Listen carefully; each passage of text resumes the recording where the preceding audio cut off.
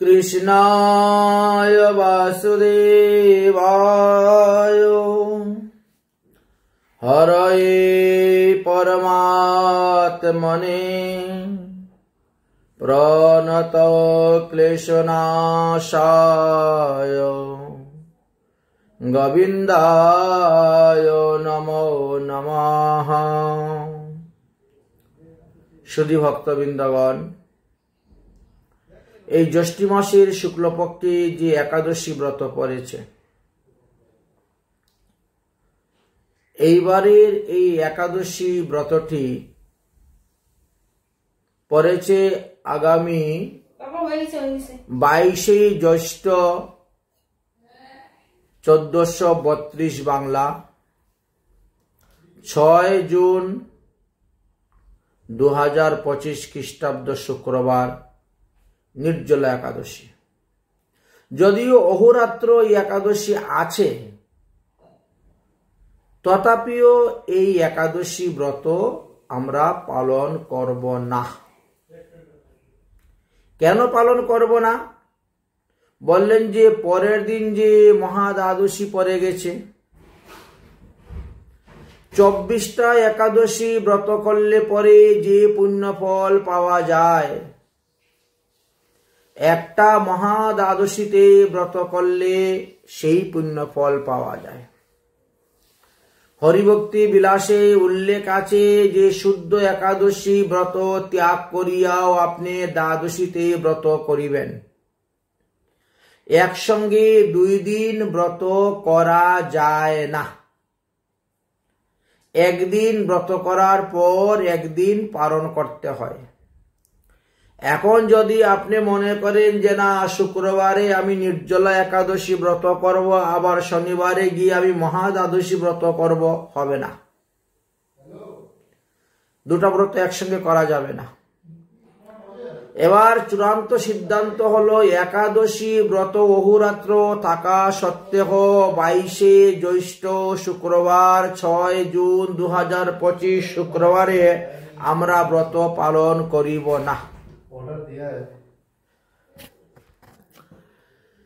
ওই একাদশী ব্রতের দিবসে শুক্রবারে অন্ন ভোজন করিলে যে পাপ হইবে, সেই পাপ দ্বাদশী আমাদেরকে ক্ষমা করে দিবেন। একাদশী দিবসে তো অন্ন ভোজন নিষিদ্ধ। একাদশীতে অন্ন পঞ্চরবিশিষ্ট ভোজন করতে নাই।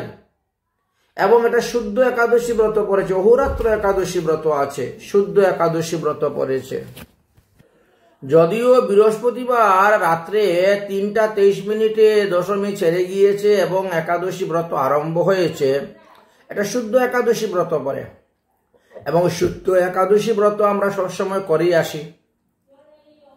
শুদ্ধ একাদশীতে ব্রত করবে এবং দ্বাদশীতে পালন করবে, অথবা একাদশী সংযুক্ত দ্বাদশীতে ব্রত করে দ্বাদশীতে পালন করবে। কিন্তু এই বছরে একটা ব্যতিক্রম হয়ে গেল যে শুদ্ধ একাদশী ব্রত পড়েছে আর তারপরের দিন আবার মহা দ্বাদশী ব্রত পড়ে গেছে।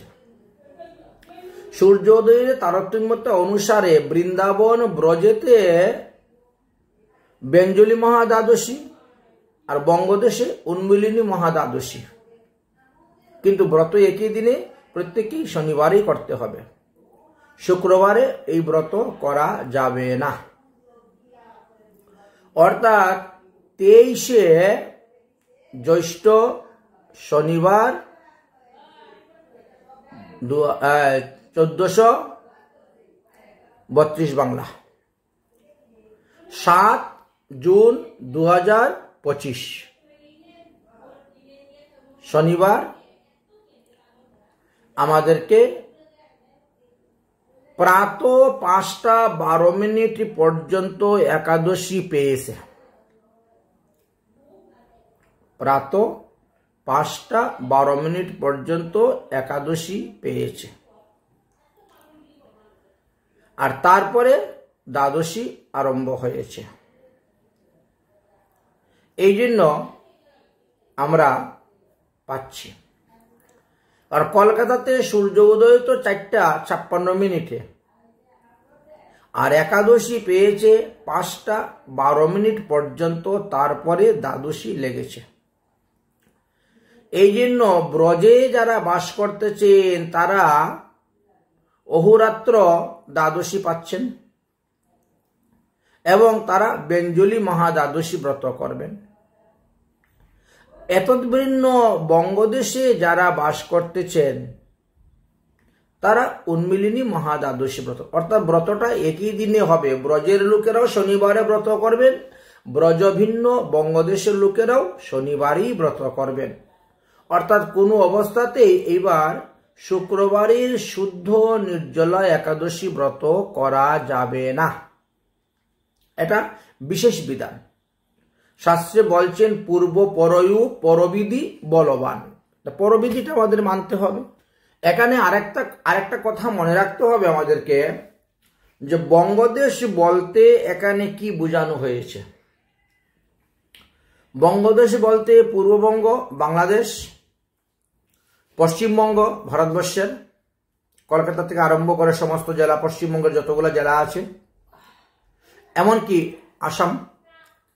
আসাম প্রদেশেরও যতগুলা জেলা আছে, উড়িষ্যার যতগুলা জেলা আছে, পূর্ব বিহারের যতগুলা জেলা আছে, ত্রিপুরার যতগুলা জেলা আছে, এই প্রত্যেকটিকেই পূর্ববঙ্গ বা পূর্বাঞ্চল বলে অভিহিত হয়েছে। এই পূর্ববঙ্গ বা পূর্বাঞ্চলে যারা অবস্থান করতেছেন এদের প্রত্যেকের জন্যই শাস্ত্রের এই বিধানই দিয়েছেন যে আপনারা শুদ্ধ একাদশী ব্রত ত্যাগ করে দ্বাদশীতে আপনারা ব্রত পালন করিবেন, কারণ এটা মহাদ্বাদশী। হ্যাঁ, এখন সেটা বেঞ্জলি মহাদ্বাদশী হোক আর উন্মিলিনী মহাদ্বাদশী হোক, এগুলা তিথি নক্ষত্র যুগে হয়ে থাকে, তবে শক্তিটা এদের খুব বেশি। আপনি 24টা একাদশী ব্রত করলে পরে যে পুণ্যফল লাভ করতে পারবেন, একটা মহাদ্বাদশী সেই পুণ্যফল লাভ করতে পারবেন। যদি কেউ এই দ্বাদশী ব্রত ত্যাগ করিয়া একাদশী ব্রত করতে যায় বা আমি নির্জলা ব্রত করব শুক্রবারে, তাহলে তার ক্ষতি হবে, তাই প্রত্যয় হবে, তার মহাপাপ হবে, তাহাকে ঘোর নরকে যেতে হবে। এটি হরিভক্তি বিলাসে পরিষ্কারভাবে বর্ণন করে দেওয়া আছে। আর একাদশী দিবসে শুক্রবারে অন্ন ভোজনের দ্বারা যে পাপ হইবে সেটা দ্বাদশী তোমার ক্ষমা করে দিবে। হ্যাঁ, ওর পাপের জন্য তোমার চিন্তা করতে হবে না, ও চিন্তা দ্বাদশী করবেন। তারপরের দিনও চম্পক দ্বাদশী পড়েছে, কিন্তু সেটা অষ্টমহা দ্বাদশীর অন্তর্ভুক্ত নহে, কারণ দ্বাদশী 7:12 পর্যন্ত ছিল। এই জন্য আমাদেরকে বলা হয়েছে 7:12 মধ্যেই ব্রতের পালন করতে হইবে রবিবারে। হ্যাঁ, শনিবারে আপনি ব্রত করবেন, শুক্রবারে করবেন না। একাদশী পড়া সত্ত্বেও থাকা সত্ত্বেও নির্জলা একাদশী করা যাবে না, ব্রত করতে হবে শনিবারে, অর্থাৎ 23 জ্যৈষ্ঠ 1432 বাংলা শনিবার, আর ইংরেজিতে হলে 7 জুন 2025 শনিবার। এই দিবসে আমাদেরকে ব্রত করতে হইবে। এখন ব্রত তো সব সমান, উন্মিলিনী মহাদ্বাদশী ব্রত যেই প্রকার আর বেঞ্জলি মহাদ্বাদশী ব্রত সেই প্রকারই। ব্রতের মাহাত্ম্য দুইটা দুই রকম, তা আমরা ওই দিন উপলক্ষে 2 মাহাত্ম্য শ্রবণ করব, তাতে কি আছে, অসুবিধা নেই। এবার বলছেন যে পরের দিন রবিবার, মানে 8 জুন 2025 রবিবার, 24 জ্যৈষ্ঠ 1432 রবিবার, সূর্যোদয় হওয়ার পর 7:12 মধ্যেই আমাদেরকে ব্রতের পালন করতে হইবে, সাবধান করে দিয়েছেন। বৃন্দাবনে সূর্যোদয় 5:28 আর কলকাতায় সূর্যোদয় 4:56। তাহলে বৃন্দাবন আর কলকাতার মধ্যে দেখেন 32 মিনিট পার্থক্য সূর্যোদয়ের। এই পার্থক্যের কারণে বৃন্দাবনবাসী ব্রজবাসী বা ব্রজবাসী যারা আছেন ব্রজেতে, এরা বেঞ্জলি মহাদ্বাদশী ব্রত করবেন সূর্যোদয়ের তারতম্যতার হেতু কারণে, আর আমরা করব উন্মিলিনী মহাদ্বাদশী ব্রত। এই যে ব্রতগুলো আসে, কিভাবে আসে, এই ব্যাপারে কিন্তু ব্রহ্মবৈবর্ত পুরাণে সুত শৌনক সংবাদের মধ্যে আলোচনা করা আছে। বলছেন উন্মিলিনী বেঞ্জলিশ্চ ত্রিপুষ্যা পক্ষবর্ধিনী জয়া চ বিজয়া চৈব জয়ন্তী পাপনাশিনী দ্বাদশী অষ্টৌ মহাপুণ্যম সর্ব পাপ হরাদিজ তিথি যুগেন জয়ন্তী চতুর্শ্রয়া পরাহস্ততঃ নক্ষত্র যুগেন বালাত পাপং প্রশময়ন্তি তা। সুতমুনি বললেন, হে শৌনকাদি 60,000 ঋষিবৃন্দগণ, শুদ্ধ একাদশী হইলেও কোন কোন ক্ষেত্রে বৈষ্ণবগণ, মহাত্মাগণ, সাধুগণ, ভক্তগণ শুদ্ধ একাদশী ব্রতকে পরিত্যাগ করিয়া মহাদ্বাদশীতে ব্রত পালন করিয়া থাকেন। এই মহাদ্বাদশী ব্রত পালন করিতে গিয়া শুদ্ধ একাদশী ব্রত পালন না করিলেও শাস্ত্রমতে তাহাদের কোনো দোষ হয় না, তাদেরকে নরকেও যেতে হবে না, তাদের কোনো প্রত্যয় হবে না। তৎসম্বন্ধে বিভিন্ন শাস্ত্রে আলোচনা করে গিয়েছেন। এখন আমি তোমার নিকটে 8টা এই মহাদ্বাদশীর নাম বলবো। উন্মিলিনী মহাদ্বাদশী, বেঞ্জলিনী মহাদ্বাদশী, ত্রিপুষ্যা মহাদ্বাদশী, পক্ষবর্ধিনী মহাদ্বাদশী, জয়া মহাদ্বাদশী, বিজয়া মহাদ্বাদশী, জয়ন্তী মহাদ্বাদশী আর পাপনাশিনী মহাদ্বাদশী। এই 8টা মহাদ্বাদশীর কথা বললেন। এবার বলছেন উন্মিলিনী মহাদ্বাদশী কি করে? লক্ষ লক্ষ কোটি কোটি ব্রহ্মহত্যা পাপ থেকে আপনাকে উদ্ধার করে দিবে। বেঞ্জলিনী মহাদ্বাদশী অযুক্ত প্রাণী হত্যা পাপ থেকে আপনাকে মুক্ত করে দিবে। ত্রিপুষ্যা মহাদ্বাদশী চতুর্বিধা মহাপাতক থেকে আপনাকে শুদ্ধ করে দিবে, উদ্ধার করে দিবে। পক্ষবর্ধিনী মহাদ্বাদশী কলির যত দোষ আছে সমস্ত অলুষ দোষ নাশ করে দিবে। এইভাবে বলছেন। জয়া, বিজয়া, জয়ন্তী এই 3টি মহাদ্বাদশী তো মানুষের পেট পীড়া থেকে মুক্ত করে দেয়। আর পাপনাশিনী মহাদ্বাদশী যত বড় দুষ্কৃতিকারক ব্যক্তি হোক না কেন, সে যদি এই ব্রত করে তাহলে তাকে আর নরকে যেতে হবে না। এই তো অষ্টমহাদ্বাদশী, এরা মহাপুণ্য স্বরূপিণী এবং নিখিল পাতক হারিণী। ইহাদের মধ্যে প্রথম 4টা অর্থাৎ উন্মিলিনী, বেঞ্জলিনী, ত্রিপুষ্যা এবং পক্ষবর্ধিনী ইহা তিথি যুগে হইয়া থাকে। আর জয়া, বিজয়া, জয়ন্তী, পাপনাশিনী এই 4টি মহাদ্বাদশী নক্ষত্র যুগে হয়ে থাকে।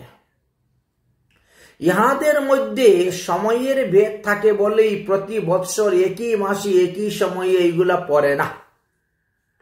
কখনো কখনো ওই তিথি নক্ষত্র অনুসারেই সেইগুলা পড়িয়া থাকে। দ্বাদশ অষ্ট সময়কানাম ইয়া পুণ্যা পুরাণ বিচিষ্কনে তস্মাদেকম অপি চহন্তা হন্তিং পুণ্য পুরাকৃত। হে ঋষিগণ, সমস্ত শাস্ত্র পুরাণেই এই অষ্টমহাদ্বাদশীর মহিমার কথা বর্ণন করিয়া গিয়াছেন। এই 8টা মহাদ্বাদশীর মধ্যে কোনো একটা মহাদ্বাদশী যদি কেউ ত্যাগ করে তাহলে এই জন্মে যত পুণ্য করেছেন সব তার নষ্ট হয়ে যাবে। পূর্বজন্মের সঞ্চিত যদি কোনো পুণ্য থাকে সেটাও তার নষ্ট হয়ে যাইবে। চিন্তা করতে পারছেন? এই জন্য আমাদেরকে বললেন যে তোমরা বরং নির্জলা শুদ্ধ একাদশী ব্রত শুক্রবারেরটা ত্যাগ করে দাও, তাও শনিবারে বেঞ্জলি দ্বাদশী বা উন্মিলিনী মহাদ্বাদশী পালন করো।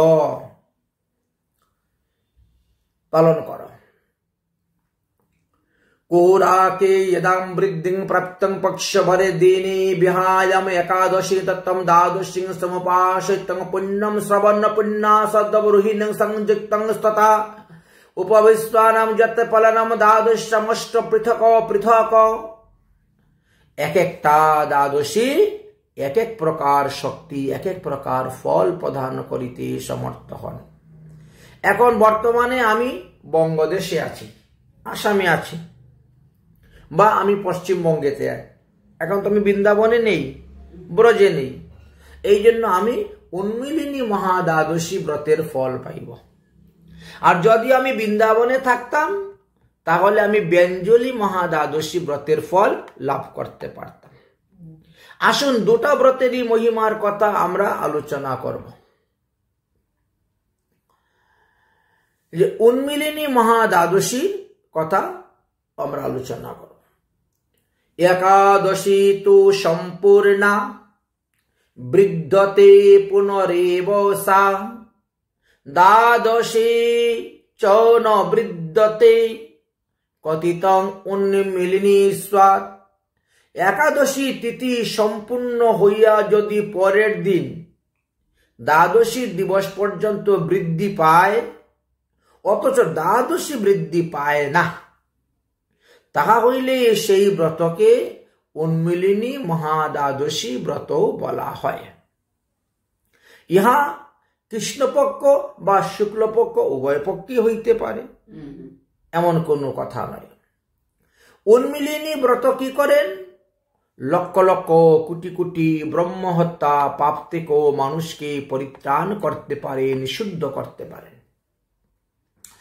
এই উন্মিলিনী মহাদ্বাদশী ব্রতের মহিমার কথা কোন এক সময়ে গৌতম ঋষি মহারাজ অম্বরীশকে বলেছিলেন। অম্বরীশ রাজা, ইনি অযোধ্যার রাজা ছিলেন, রামচন্দ্রেরও পূর্বপুরুষ। সেই অম্বরীশ মহারাজকে বলেছিলেন, হে রাজন, পুরাকালে দেবদেব ভগবত বিষ্ণু বিষ্ণুমদ ভক্তিতে প্রীত হইয়া আমাকে উন্মিলিনী মহাদ্বাদশী ব্রতে উপদেশ করিয়াছিলেন। গৌতম মুনি বলছেন, আমার প্রতি সন্তুষ্ট হইয়া ভগবান বিষ্ণু আমাকে আদেশ করেছিলেন, হে গৌতম, যাও তুমি উন্মিলিনী মহাদ্বাদশী ব্রত পালন করো। আমি এই ব্রতের মহিমার কথা এখন তোমার নিকটে বর্ণন করব। হে মহারাজ অম্বরীশ, তুমি সেই ব্রতের মহিমার কথা শ্রবণ করো। এটা পদ্মপুরাণে আলোচনা করা আছে। ত্রৈলোক্য জানি তীর্থানি পুণ্যয়া জানাতিংশ্চৈব কর্কটে সেনম তুল্যানি মঘা বেদাংস্তপাসি চ। বলছেন, তো এই পৃথিবীতে নয় শুধু 14 ভুবন, সপ্তপাতাল, সপ্ত স্বর্গ মধ্যে যত পুণ্য আশ্রম আছে, যত পুণ্য তীর্থ আছে, যত পুণ্য যজ্ঞস্থান আছে, যত প্রকার পুণ্যের তপস্যা আছে, এই তৎসমুদয় পুণ্য একত্র করলেও উন্মিলিনী মহাদ্বাদশী ব্রতের সমান হইবে না। উন্মিলিনী মহাদ্বাদশী ব্রত ওই সমস্ত পুণ্য হইতেও কোটি গুণ পুণ্য আপনাকে প্রদান করিবেন। উন্মিলিনী ব্রতের তুল্য ফল অন্য কেউ দিতে পারবে না, বা উন্মিলিনী সমান ব্রত পুণ্য ফল দিবে এই কথা আমি কোনোদিন কারো মুখে শুনিও নাই, কোনো শাস্ত্রে দেখিও নাই। গৌতম মুনি বলতেছেন। কার কাছে? অম্বরীশ মহারাজের কাছে। কোথায় আলোচনা করা আছে? পদ্মপুরাণে। গৌতম মুনি বলছেন, হে অম্বরীশ, তুমি প্রয়াগে যাও আর কুরুক্ষেত্রে যাও, কাশীতে যাও অথবা পুষ্করে যাও, রেবা নদীতে স্নান করো বা সরস্বতীতে, গঙ্গাতে স্নান করো বা যমুনাতে, মথুরাতে বাস করো বা পুণ্ডরিক তীর্থে, প্রবাস ক্ষেত্রে বাস করো বা হাটেকেশ্বর শিবক্ষেত্রে, হিমালয় পর্বতে অথবা সুমেরু পর্বত অথবা গন্ধমার্দ পর্বত অথবা মলয় পর্বত, বিন্ধ্যাচল পর্বত, যে কোনো পর্বতে বসে তপস্যা করো। আর গোদাবরী, কাবেরী, চন্দ্রভাগা, বেদিকা, তাপ্তি, পুষ্করী, ক্ষিপ্রা, চন্দ্রনা, চন্দ্রমুখী, সরজু, গণ্ডুকী, কত কত নাম নিব নদীর, বিপাশা, এমনকি মহানন্দা নদী, সুর নদী, ব্রহ্মপুত্র নদ, কোন তীর্থই তোমাকে ওই উন্মিলিনী মহাদ্বাদশী সদৃশ্য ফল দিতে পারবে না। হে রাজন, যে মাসে উন্মিলিনী মহাদ্বাদশী তিথি উপস্থিত হোক না কেন, যে কোনো মাসে হোক না কেন, ওই মাসের নাম দ্বারা তথাবিধি শ্রীকৃষ্ণের অর্চন করিবে। তাহলে এইবার আমাদের কি হয়েছে, এইবার আমাদের জ্যৈষ্ঠী মাসেতে এসে এই উন্মিলিনী দ্বাদশী ব্রত পড়েছে। এখন জ্যৈষ্ঠী মাসকে আমরা কি বলি? জ্যৈষ্ঠী মাসকে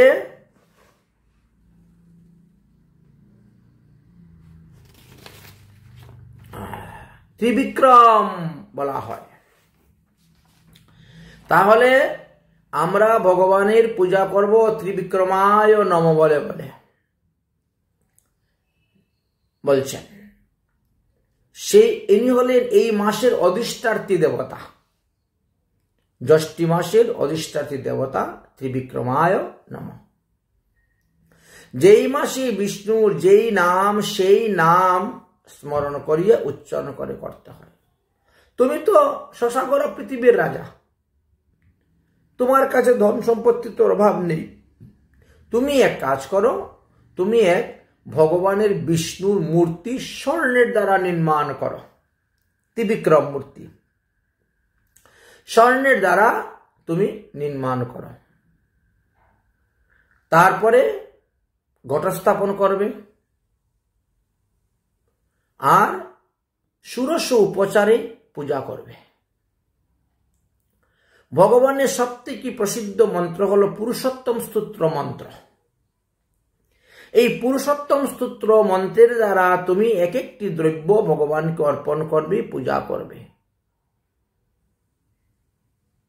মাটির কলস হলে হয়, তামার কলস হইলে হয়, পিতলের কলস হইলে হয়। এইভাবে তুমি পূর্ণ ঘট স্থাপন করিবে, শুভ দিবস দিবে এবং ব্রত তুমি আরম্ভ করিবে, উত্তম ফল লাভ করতে পারবে। এবং সর্বোপরি ঘটের উপরে ভগবান বিষ্ণুর সেই মূর্তিটাকে স্থাপন করবে। যজ্ঞ উপবীত, উত্তরী, ধুতি আদি বস্ত্র ভগবানকে দান করবে। কাষ্ঠের পাদুকা ভগবানকে দান করবে। ভগবানের মস্তকের উপরে একটা ছত্র দান করবে।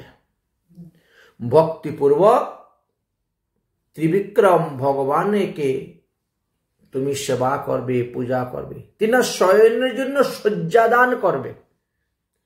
ধূপ, দীপ, নৈবেদ্য, ফল, মূল, তুলসী, পুষ্প আদি সব অর্পণ করিবে।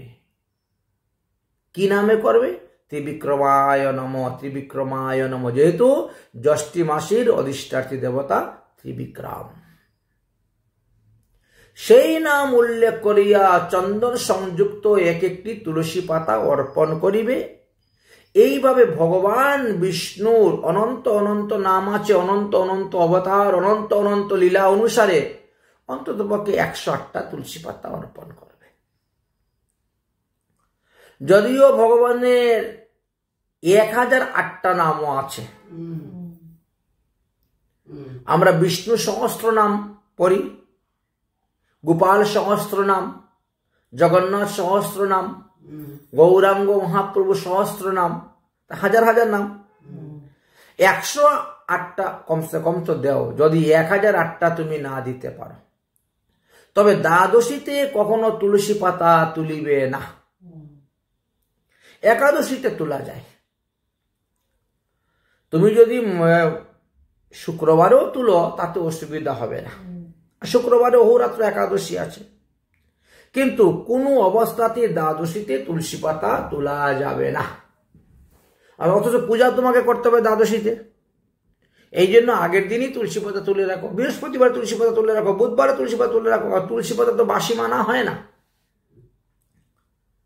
তুলসী পাতা যদি 1 বছর আগেও তুলে রেখে দেন তথাপিও তাকে বাসি মানা হবে না। তুলসী পাতা, গঙ্গার জল, পদ্ম ফুল, আরো অনেক কিছু, বেলপাতা, হ্যাঁ, এগুলাকে কোনো বাসি মানা হয় না। অতএব কিন্তু দ্বাদশীতে যদি তুলো তাহলে কিন্তু বিরাট লোকসান হয়ে যাবে, ক্ষতি হয়ে যাবে। আচ্ছা, ভগবানের সন্তুষ্টির জন্য ওই দিন নৃত্য, গীত, গান, হরিকথা, ভাগবত পাঠ ইত্যাদি ব্যবস্থা করবে। ভগবত কথা, ভগবানের লীলা কথা শুনতে ভগবানই সন্তুষ্ট হন। এইভাবে একাদশ ইন্দ্রিয়ের দ্বারা ভগবানের অর্চন করবে, সেবা পূজা করবে। মানে একাদশটা ইন্দ্রিয় ভগবত সেবায় লাগিয়ে রাখবে। কাম, ক্রোধ, লোভ কিন্তু কিচ্ছু রূপে থাকবে না, কারোর সঙ্গে ঝগড়াঝাটি কিচ্ছু করবে না। তারপরে ভগবানকে পুষ্পাঞ্জলি অর্পণ করবেন, আরতি করবেন, ভগবানের গুণগান কীর্তন করবেন। এই রূপে দিবারাত্রি অতিবাহিত করবেন। রাত্রিবেলাও তুমি জাগরণ করবে। সম্ভব থাকলে তুমি দিন রাত 24 ঘন্টা নির্জলা করো, নিরম্বু থাকো, 1 ফোঁটা জল খাবে না, অন্য কিছু খাওয়া তো দূরের কথা। যদি না পারো, মনে করো দেহের দ্বারা চলছে না, তাহলে ফলমূল খাওয়া যায়, জল খাওয়া যায়, দুধ খাওয়া যায়, দই খাওয়া যায়, ছানা পনির খাওয়া যায়। এতেও যদি দেখা যায় না আমার দ্বারা হচ্ছে না, তাহলে আলু, কাঁচকলা, পেঁপে, সন্দুক লবণ, গোলমরিচ, গব্য, ঘৃত দ্বারা সবজি বানিয়েও তুমি পেতে পারো। তথাপিও পঞ্চ রবিশস্যের অন্তর্ভুক্ত কোনো দ্রব্য গ্রহণ করা যাবে না। এইভাবে তুমি যদি উন্মিলিনী দ্বাদশী ব্রত পালন করতে পারো, তাহলে 1 কোটি কল্পকাল পর্যন্ত তুমি ভগবান বিষ্ণুর সঙ্গে বিষ্ণুলোকে বাস করবে। পৃথিবীতে এসে আর মাতৃগর্ভে তোমাকে জন্মগ্রহণ করতে হবে না, একটা এই উন্মিলিনী ব্রতের দ্বারা। এখন চিন্তা করে দেখুন যে আমরা যদি এইবারের যে শুদ্ধ নির্জলা ব্রতটা পড়েছে, এই ব্রতটা যদি আমরা ত্যাগ করে আমরা ওই ব্রতটা করি, অর্থাৎ শুক্রবারের ব্রত ত্যাগ করে শনিবারের ব্রত যদি আমরা করি, তাহলে আমাদের কোনো লোকসান হবে না, ক্ষতি হবে না, পৈত্যবে হবে না, বরং আমাদের লাভই হবে, আমরা লাভবান হইতে পারব। এই তো সিদ্ধান্ত দিলেন। কোটি কল্পকাল ভগবান বিষ্ণুর সঙ্গে বাস করবেন। যে ব্যক্তি এই প্রকারে উন্মিলিনী ব্রত করিবেন, সে ধনী হইবে, তাহার পরমায়ু বৃদ্ধি পাইবে, তিনি পুত্রবান হইবেন, বিদ্বান হইবেন। আর যাহারা এই ব্রতটা পালন করিবে না, কিছু কিছু আছে না একরুক্ষা মানুষ, আমরা একাদশী করব, শুক্রবারেরটাই করব, শনিবারেরটা করব কেন, শনিবার একাদশী নাই। হ্যাঁ, যদি এইভাবে যদি কেউ করে আর কি বলা হয় শনিবারের ব্রত ত্যাগ করে দিয়ে তিনি শুক্রবারে ব্রত করেন, তাহলে তিনাকে ঘোর নরকে যেতে হবে, নরক যন্ত্রণা ভোগ করতে হবে। কারণ উন্মিলিনী মহাদ্বাদশী এমন একটি ব্রত, এমন এক শক্তির কথা বর্ণনা করে গেছে। এত ভিন্ন স্কন্দ পুরাণেও আছে লেখা, স্কন্দ পুরাণের 5350 পৃষ্ঠার মধ্যে প্রহ্লাদের সঙ্গে আলোচনা ছিল। উন্মিলিনী মহাদ্বাদশীতে যাহারা রাত্রি জাগরণ করেন তাদের পুণ্যের কথা শাস্ত্রে শেষ করতে পারেন নাই। বলছেন কাশীতে গঙ্গার তীরে 1000 বৎসর যদি কেউ এক পায়ে দাঁড়িয়ে তপস্যা করে তার দ্বারা যে ফল পাইবে তার থেকে বেশি ফল তো উন্মিলিনী দ্বাদশীতে রাত্রি জাগরণে প্রাপ্ত হইতে পারে। 1000 যুগ সত্য তেতা দাপর কলি গণে গণে 1000 যুগ যদি কেউ উপবাস থাকে ব্রত থাকে তদ্বারা উনি যে পুণ্যফল লাভ করতে পারবেন উন্মিলিনী মহাদ্বাদশীতে রাত্রি জাগরণে সেই পুণ্যফল লাভ করতে পারবেন। যদি কোনো ব্যক্তি তার জীবনে 1 কোটি যজ্ঞ অনুষ্ঠান করে 1 কোটি বার যজ্ঞ তদ্বারা উনি যে পুণ্যফল লাভ করতে পারবেন উন্মিলিনী দ্বাদশীতে যারা রাত্রি জাগরণ করবেন তিনি সেই পুণ্যফল লাভ করতে পারবেন। যে ব্যক্তি উন্মিলিনী মহাদ্বাদশীতে রাত্রি জাগরণ করে না বা যারা উন্মিলিনী মহাদ্বাদশী ব্রত পালন করে না তাদের মধ্যে সর্বস্ব হরণ পরদার পাপ গিয়া আশ্রয় করবে। যাহারা এই ব্রত পালন করে না তারা 14 জন ইন্দ্র যতক্ষণ পর্যন্ত স্বর্গ রাজত্ব করবে ততক্ষণ পর্যন্ত তাদেরকে কুম্ভিপাক নরকে পথে থাকতে হবে। 14 জন ইন্দ্র, এক একজন ইন্দ্র কতদিন রাজত্ব করে জানেন? 71টা সত্য যুগ, 71টা তেতা যুগ, 71টা দাপর যুগ, 71টা কলি যুগ। একজন ইন্দ্র এতদিন পর্যন্ত রাজত্ব করেন, তারপরে এই ইন্দ্রের পতন হয়, আরেকজন ইন্দ্র হয়ে বসেন, রাজত্ব করেন। তাহলে এইভাবে 1014 জন, এইভাবে 14 জন ইন্দ্র যতদিন রাজত্ব করবেন ততদিন পর্যন্তই তোমাকে কুম্ভিপাক নরকে পড়ে থাকতে হইবে যারা এই উন্মিলিনী মহাদ্বাদশী ব্রত করবে না। একাদশী কলহায় উপবাসৌ পরতো দ্বাদশী নাচেত তত্র তু কৃতৌ শতং পুণ্যং ত্রয়োদশান্ত পারণম।